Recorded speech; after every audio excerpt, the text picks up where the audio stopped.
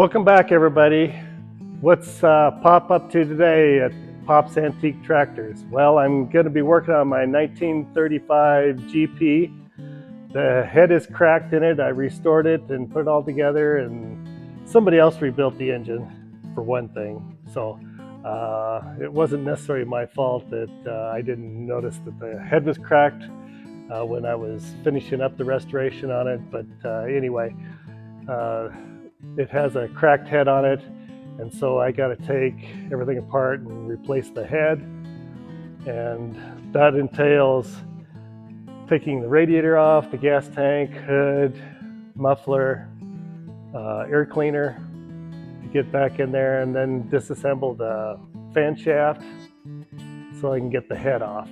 But with that, we're going to start in on this project, and I'll show you around the tractor just a bit.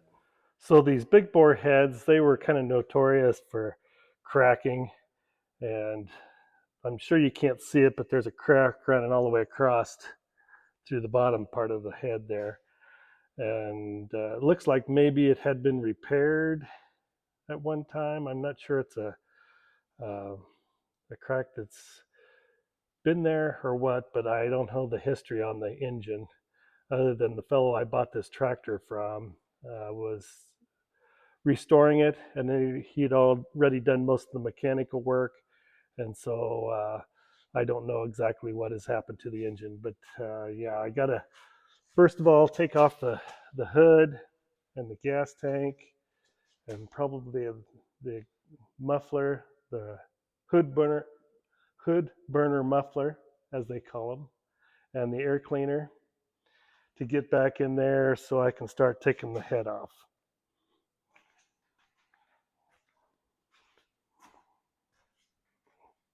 This is a 1935 GP, the last year they made them, and so it has an oil bath air cleaner on it, and I also have a power mower on this one. So I'd like to be able to show this, but I need to get the head repaired. So with that, we'll start in on it.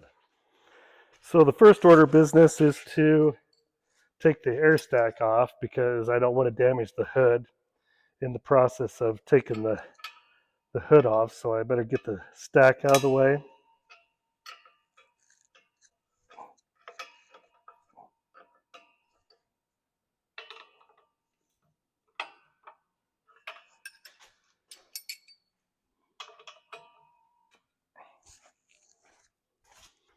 And then the next order of business is to unbolt the hood.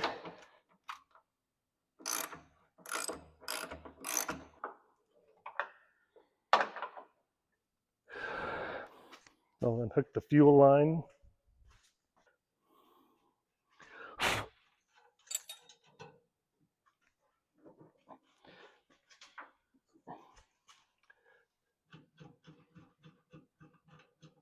It appears that that fuel line on the front side is in kind of a blind spot, difficult to get to.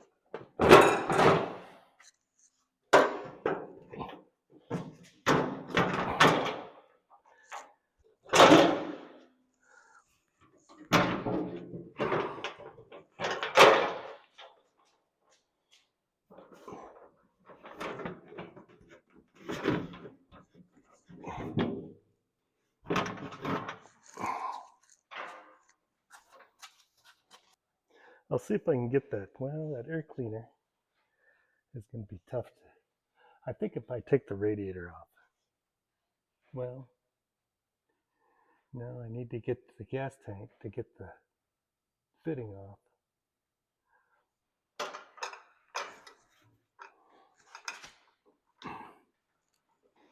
I'm gaining. It's slow though. Got it unhooked.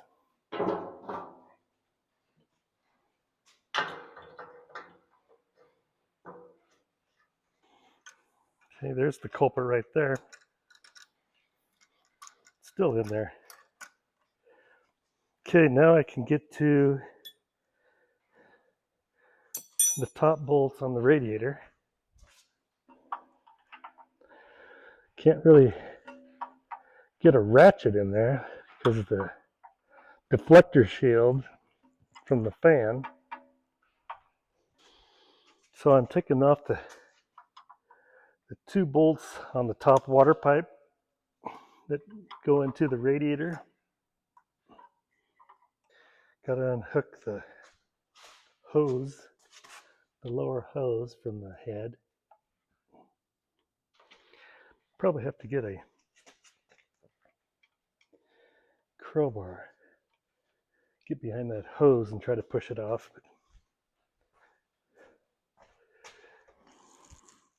Now we'll take off the two support bolts for the radiator.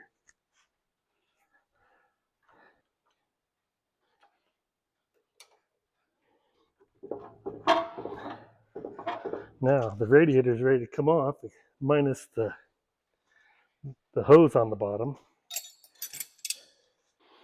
Now I got the hose loosened up on that rear fitting, just prying against it with the crowbar. Now I'm gonna get set up to get the crane in position. So to lift off the radiator, I found this bolt. Of course it's green a little bit, but it goes in there. I don't have a lot of room from the water baffle that surrounds the opening.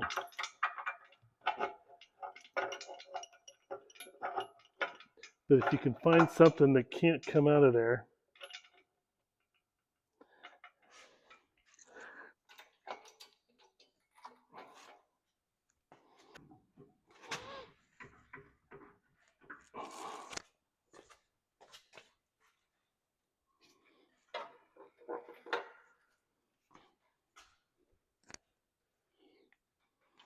make sure the bolt is in there so it can't get away. Now, take off the fan. Wonder why I didn't put a castle nut. Gonna probably have to put a castle nut on there when I put it back together.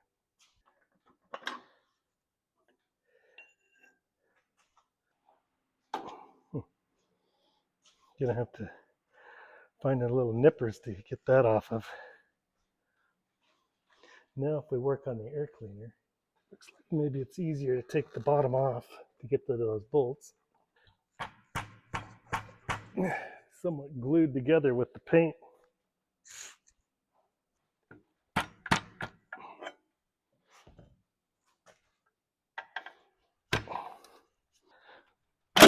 Oops.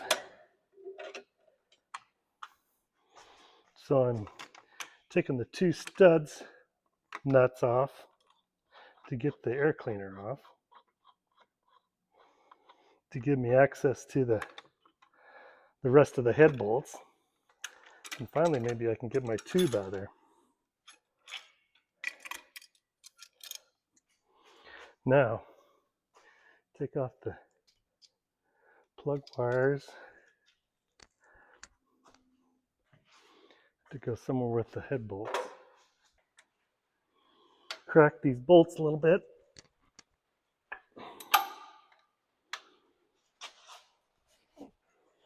Take out the spark plugs.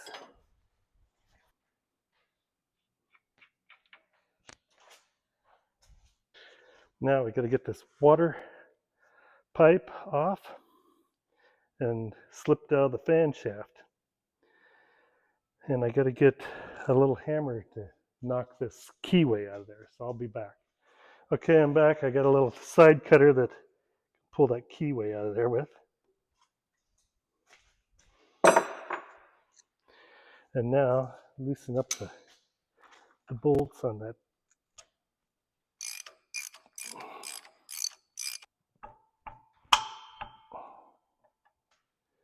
Looks like I messed up both gaskets. Now we'll take all the nuts off of the head.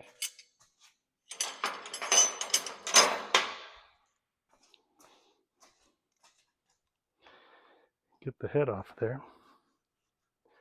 Hopefully the fan shaft will let me get it off.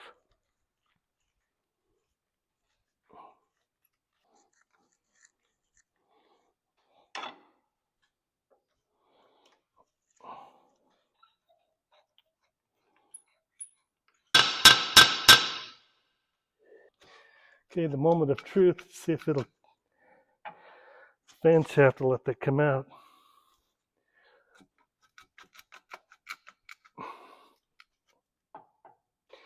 Now, not to scratch it up so much.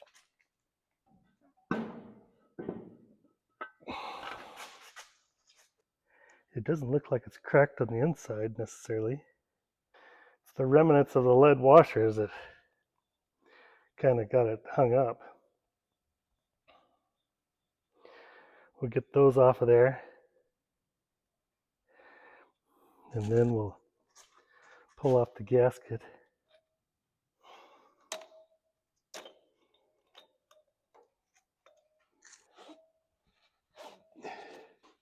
See if all the valves work while I'm here.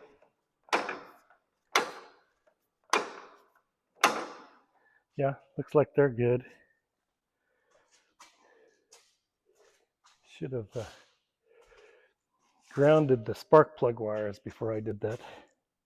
I've got an original condenser in that mag, and that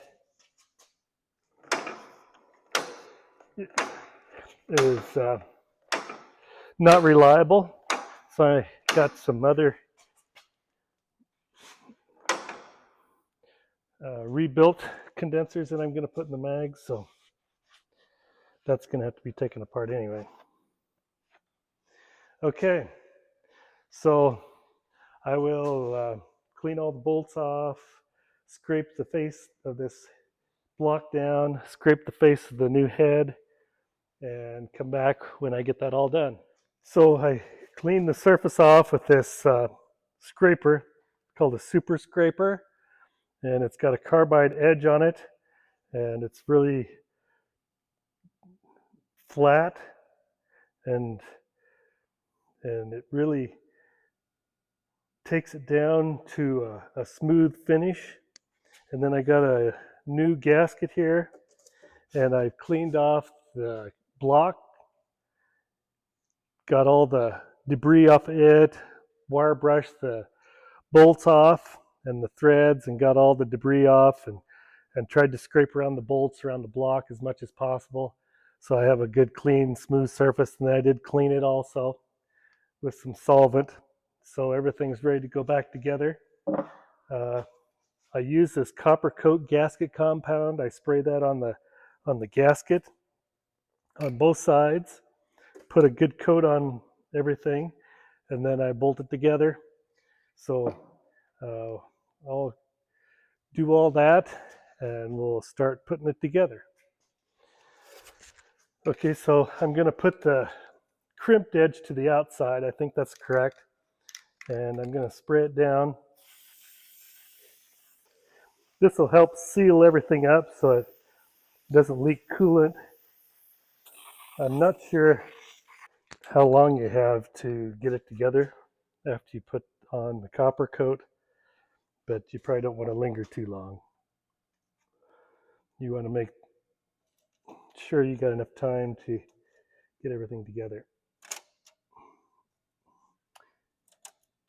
In an hour, I suppose.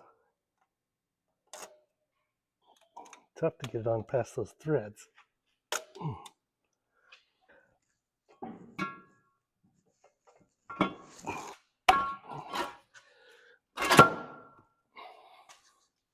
If you have access to the lead washers, I guess it's the way it was put on back in the day. I've always had access to them. I don't know what else you could replace them with. But this is a different head. I'm hoping that it works. I don't see any visible cracks in it. And I painted it up so that it'll be pretty much painted when I get it all together. We'll have to touch up around the bolts. I think I will torque these down and then let it sit overnight, and then come back and retorque them again.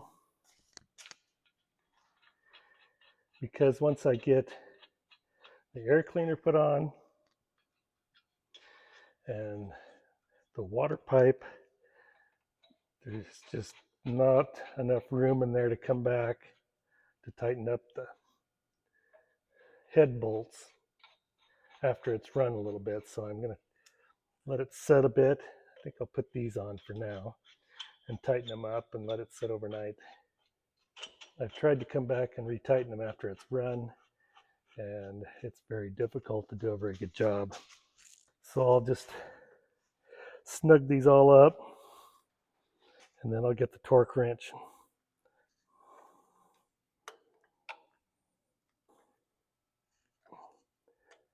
And then you want to start from the center and move out in a concentric pattern. I've got set on 150 pounds.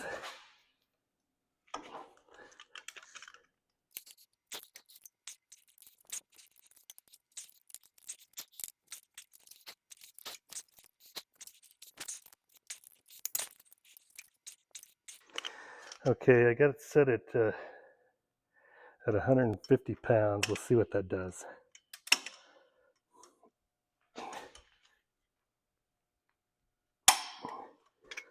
I would say probably you need at least 200 pounds on each one.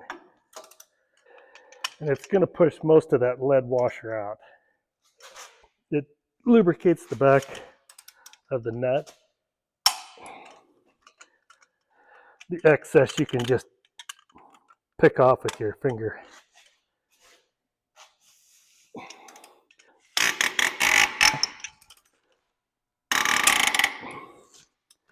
That one's a little dry. Okay, then I'll move it up 175. Continued around the same pattern. I think it actually got to the end of the threads and was turning the stud in. Okay, that's 175. I think for the final one I'll go to 200. And I'll probably go around twice.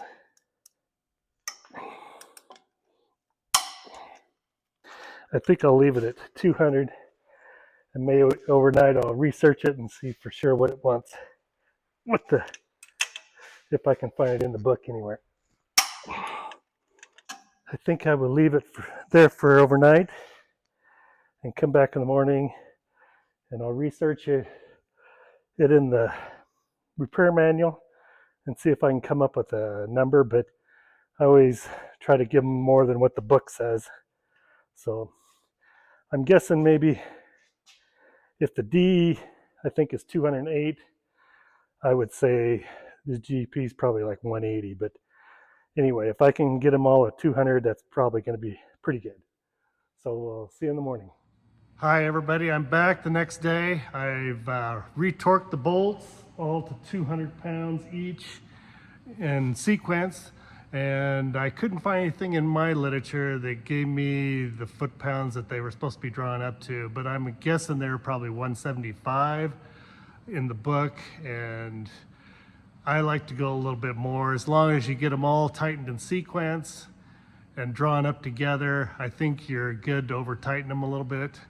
As long as you don't twist off a bolt or something like that, you don't want to do that. But you can give them a little bit more than what the book says, as long as you're drawing them all up together. But the book said just to draw them all up together and so they're tight. So that was all the information I could find. Anyway, I drew them all back up to 200 pounds each, and I'm gonna put a little paint on them now. I got the head all cleaned up, and I'm gonna put a little paint on each bolt while I still can access them. Good. And these three bolts here, of course, this one holds the air cleaner, and this one has the strap for the spark plug wires. But I'm gonna paint all these in here, so I get those done. And what I've done, I've got a Omni line of paint from PPG, and I've come up with the color code I like. And it's a one stage with hardener, and it already has a pretty good sheen to it. It shines pretty well. So I know the double stage, the two stage acrylic enamels or acrylic urethanes are pretty expensive. So this is kind of a good compromise between just the plain enamel with hardener and your acrylic urethane. So this is an acrylic urethane, one single stage with hardener in it. So I'm going to put a little bit of hardener in that and then paint the bolts. I like to do this on the lid because if you put the hardener in the paint can, it has a tendency to gel up the paint after so many months sitting in there. If you had a full strength hardener in there, it wouldn't last a day, but I just do a little dabs of paint in the lid, and then I can wipe it off mostly and put it back on the can and not contaminate the can with a lot of hardener. So I'll just go around and give the bolts all a good coat of paint before I continue on with the assembly.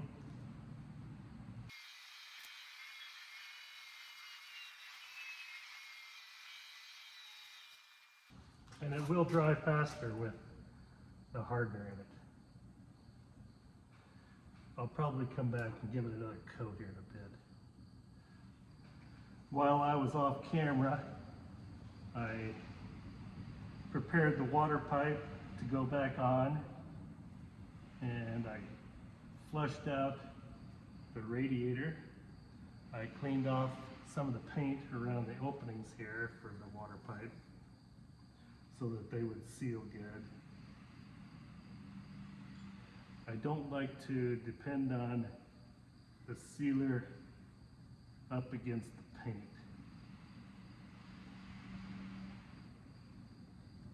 Because once the paint has a tendency to come loose from the metal after a while, and then you don't have any protection on the backside of the paint. Okay, now I'll get the sealer on the gaskets and get the water pipe on. I installed the spark plugs and the spark plug wires and put this bracket on over here. And now I'm ready to put the water pipe on. I've put some sealer around the gaskets. Now I'll slip that on here.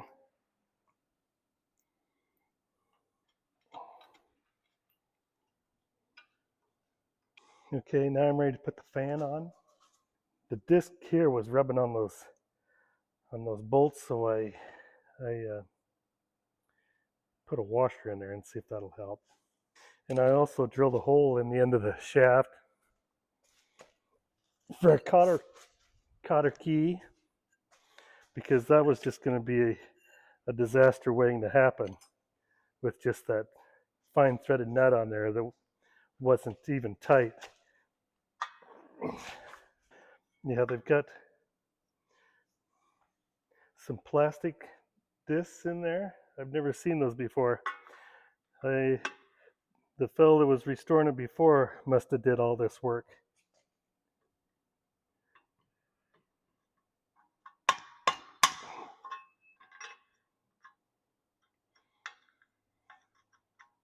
And I got a castle nut to put on there. It is written on the fan front, so make sure you get the fan on correctly. That won't come off of there now and get into the radiator. Now I think I'm ready for the radiator to be put on. This is a thicker rubberized gasket. I think I can reuse that if I can get it in there correctly. If you have your pipe clear down and slip your radiator on, put the gasket in underneath there and then draw it up. I think that's the best plan for now. And I think if the fan blade was straight up and down, it would slip in between that baffle on the back side of the radiator, that fan blade.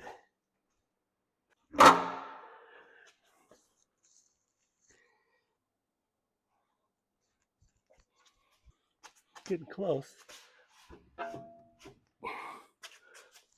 It's just the hose keeping it from going on. Maybe I got a little bit too much tension here. I'll let that off. We'll take the lift out of the way. Got the hose on. I'll draw these bolts up here on the radiator. And I got about a 1/4 inch in that gasket space back in there on the top of that water pipe. I think my best option is to tighten these bolts up first and see how it lines up underneath there. Got a couple different forces working on this radiator. One force wants it to go back and the other force wants it to go down, but that's all supposed to be taken up by the adjustment in the water pipe.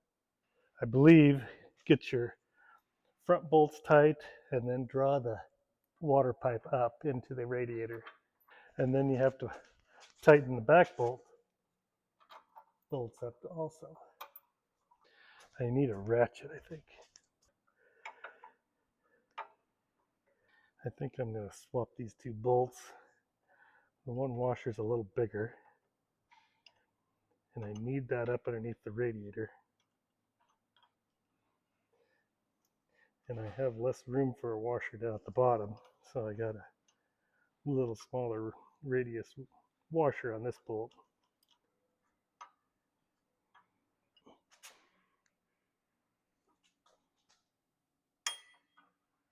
Loosen these up. See if I can push that ahead just a little bit to line up that gasket a little bit better.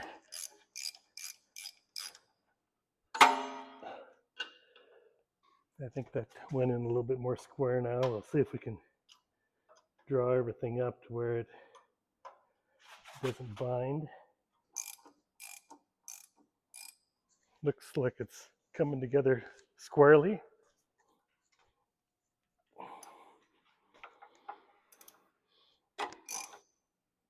I might loosen these back up to see which way it wants to go or whether it moves at all. Didn't seem to move. I think they're good to tighten up. I think that looks good. So I put the clamp on the lower water pipe, got that secured, and got all the bolts tight. Those are the bolts that all have to be adjusted. These two here, and the one down underneath here, and the one over on the other side to get that to slide up and down. And then these two bolts up here are back and forth. So it looks like everything's secured and doesn't seem to be on a bind. I put some water in it, and now we're just checking to see where the leaks are all at. And we'll let it sit here a bit and see if I can see any leaks or if the radiator water goes down substantially or at all, I guess. And then we'll put on the gas tank and we'll see if it'll fire up. So I'm back to seeing if there's any leaks on the radiator or head, and I don't see any visible. I've turned the motor over and doesn't seem to be any water in the pistons either. And the level in the radiator seems to be about the same. So I'm going to put on the gas tank and try to get it fired up and see if it'll run.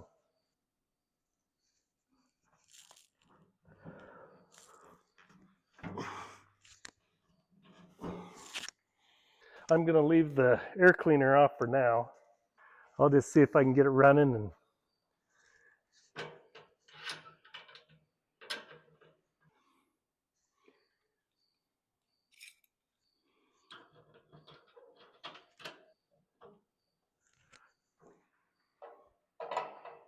okay, I've got gas in it. Open up the petcocks. See if it might fire up.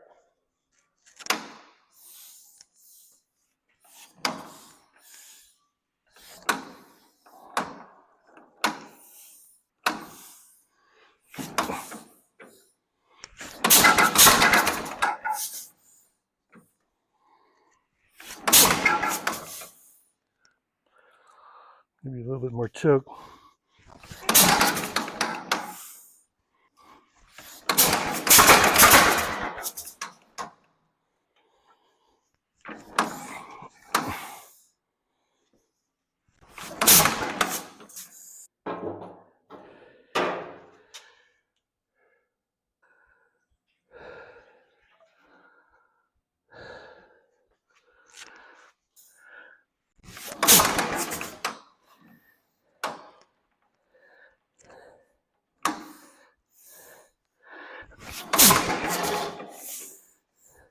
Well, it's a no-go for now.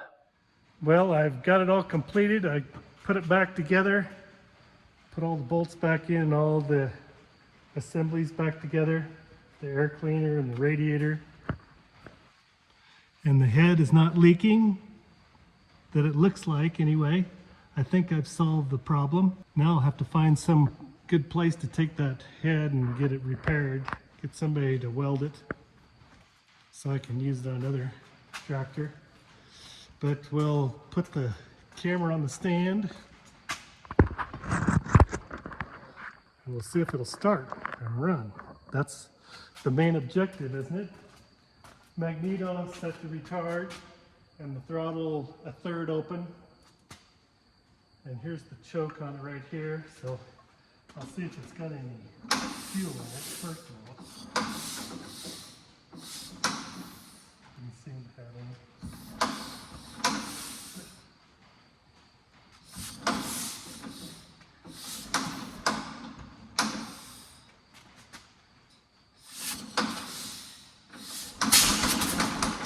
I think I have it flooded.